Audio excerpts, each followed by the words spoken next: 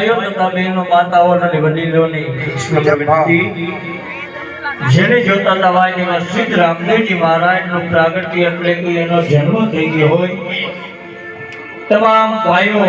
બારે હોય તમારા બાપલીઓ થોડીક વાર આપણે આના પછી આરતી આવશે એટલે અંદર આવી જવા નમ્ર વિનંતી કરું છું અને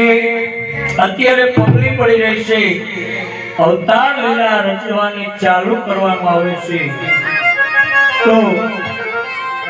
પગલીના દર્શન કરવા જેટલા ભાઈઓ બહેનો માતાઓ જેટલા છે પડિયાળિયા પરિવારના હોય એના મહેમાન હોય ગામના હોય